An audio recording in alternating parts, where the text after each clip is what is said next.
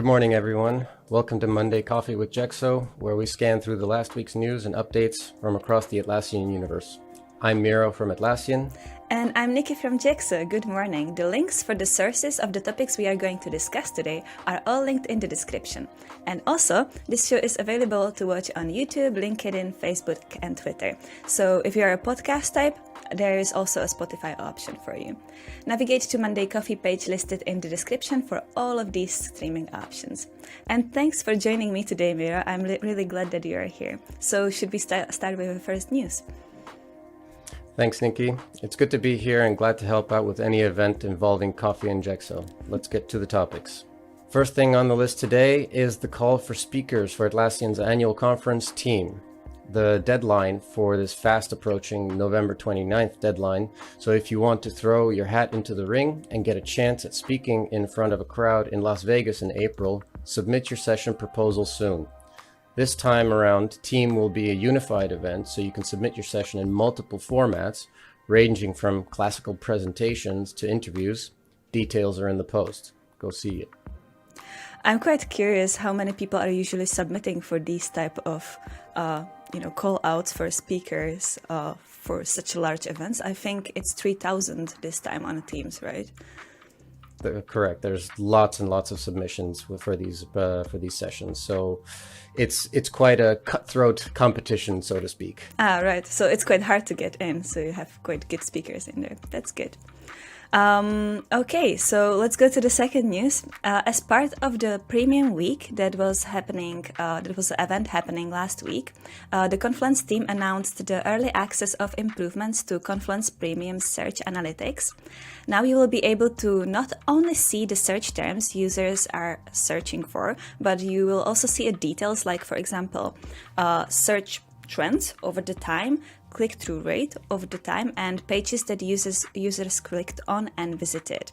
This can really help with the maintenance of your Confluence pages and figuring out what content to add or even discover pages with a duplicate content. I saw a lot of excited comments on this post, and honestly, I can't wait to try this out for our own wiki documentation, because I think it might be quite valuable to figure out what people look for over the time. The next is the Customer Choice Awards for Codegeist. As you probably remember, we had our hackathon recently named Codegeist, and now we're inviting the customers to join in on the fun by asking them which apps they like the most. The deadline for voting is December 1st, so let's see which apps are most liked by our customers and see what happens. Did you have a chance to go through any of these apps yet? There were many entries to go through, so honestly, I only went through a couple, and I'm happy to see that a few of the partners that I interact with very frequently competed, and a few even won, so that made me very proud as a partner manager. Yeah, that's really great. I actually didn't yet have time to go through them, but there are quite a few free apps, which is really good, which you can try. So yeah, I would definitely recommend going through them. One that I tried was the app for a Confluence that recommends you colors. So it's kind of like a color recommendation for designers. So it was a pretty interesting app, I think. Anyways, let's go to the new improvements for Jira Project Navigation that are now available in the Early Access program. So the project navigation is now structured to the groups like planning, development, and operations, which better represents the actual workflow of software development teams. These categories are also collapsible. So if you are, for example, focusing only on development and planning, you can collapse the operations section, where you can usually find Ops Genie on call tab and the deployments tab.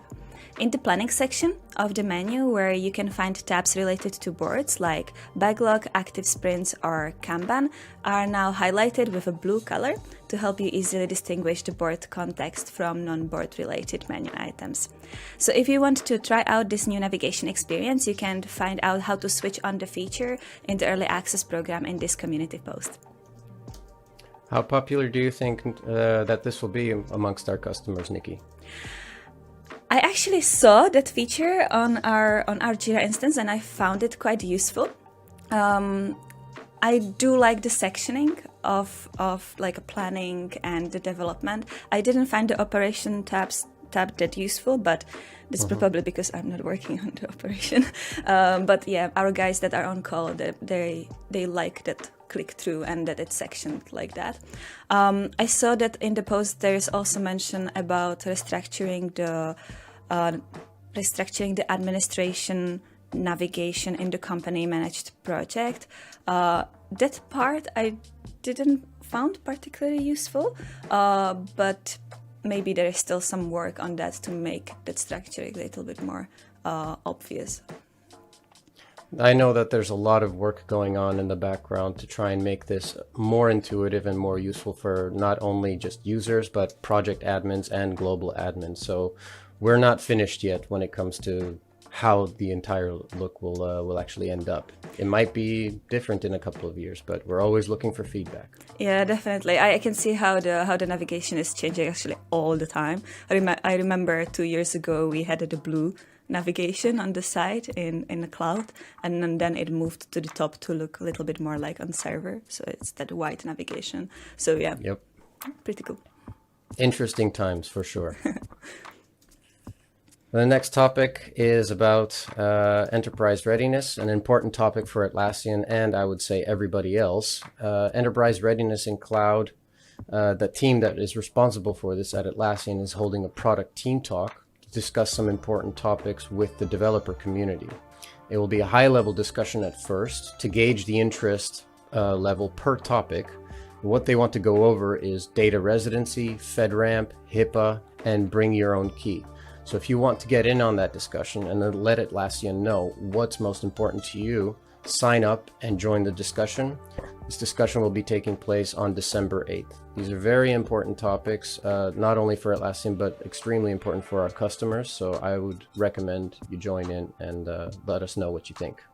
This is mainly focused on the Atlassian marketplace partners or on the customers, this event? This is for the marketplace partners, yes. Right, okay. I'm quite curious about the bring your own key functionality. I remember we mentioned it a few weeks ago on the Monday Coffee that it was introduced, or it's being introduced in Atlassian. But I was actually thinking how that would work for marketplace apps. It's quite interesting. So this is a very important topic to quite a large number of our enterprise customers. They have made it very clear that they would like to hold the keys to their own kingdom, so to speak. And if they call their kingdom their data. And when it comes to apps, it becomes a strange topic or a vague topic at the moment. So we want to discuss that with the marketplace partners and how that would work exactly with apps and what guardrails, etc., that we need to put into place, and how we can bring the best of this feature to our customers and satisfy them on an app level, but also on a core product level. Oh, definitely. And I guess with Forge, the things will get a little bit easier for partners in this sense as well, right? For sure. Okay, so shall we move to the article of the week? This week I actually chosen the one from the Atlassian community, and it's the interview with Brittany Joiner. Brittany calls herself Trello nerd and is obsessed about productivity and automation. In the interview, she gives a few tips on how you can use Trello to be more productive in your life in general and in work as well. And she also shares why she has chosen Trello over Asana, which is quite interesting. In the end of the article, you have links for her Substack and some articles she wrote for Trello blog that are really worth reading. So, question. Mira, what do you think was the reason that Brittany chosen Trello over Asana? Well, that's a difficult one because I would say it's very personal. I have tried both products as well, and I prefer Trello for my personal life. I organize many different things in my personal life with Trello boards because I've been using Trello ever since it started, ever since it came out all those years ago. I was one of the first customers to sign up, and maybe it's a personal preference. And that's why I stick with it, and the overall visual aspect to the entire board and seeing your cards and easy drag and drop, to me that just became intuitive and second nature. So again, it's personal preference and what you're used to. Sometimes Asana has very strong points, and I'm not going to argue against it. Some people use it very well, but Yeah. for me, it's Trello.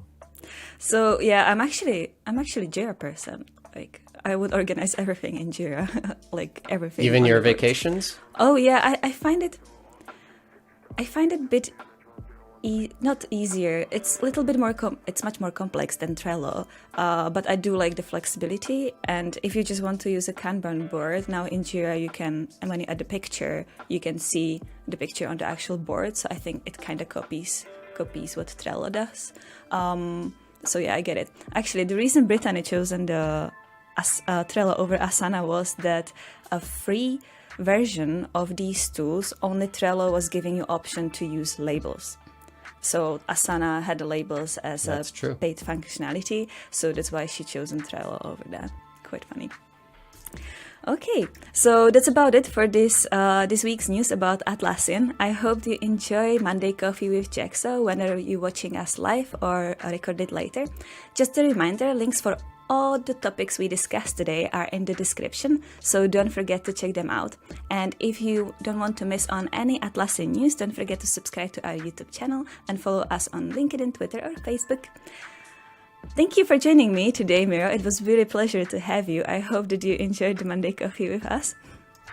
My pleasure, Nikki. Happy to help out. Great. And I forgot to mention, we have a next guest presenter next week. It's still secret, but if you want to figure out who that is, do follow us on LinkedIn because we are going to be posting the reveal this week. Say hi to Biro for me. I will. Have a lovely week.